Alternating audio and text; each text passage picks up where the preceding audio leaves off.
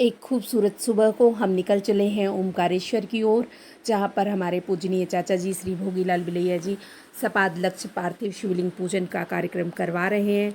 खूबसूरत नज़ारों को देखते हुए हम मंजिल पर पहुँच गए।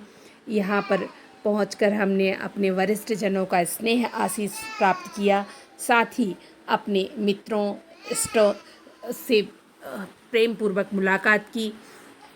उसके बाद मंदिर प्रांगण के खूबसूरत विग्रहों का दर्शन किया और पूजन कार्यक्रम में सहभागिता दर्ज की।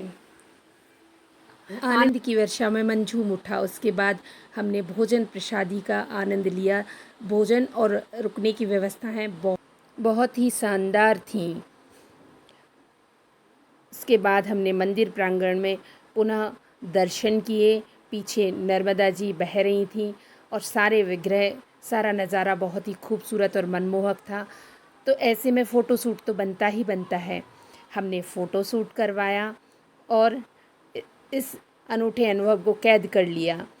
अब हमारे विधिज्ञ ने परंपरागत झूले का आनंद लिया।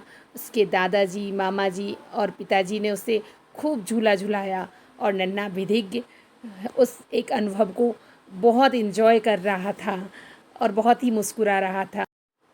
पास ही स्थित दगड़ू महाराज के आश्रम में भी हम लोगों ने दर्शन किए। यहाँ पर एक बहुत ही विशाल बट वृक्ष, जिसकी शाखाओं ने काफ़ी बड़ा एरिया कवर कर रखा है। ये दृश्य बहुत ही मनमोहक था।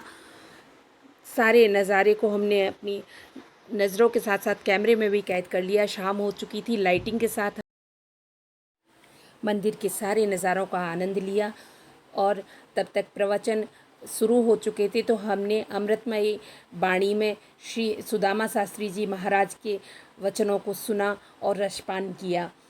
फिर आरती के कार्यक्रम में सपरिवार सहभागिता दर्ज की। आत्मा अनूठे आनंद में झूम उठी। हवन प्रारंभ हो चुका था।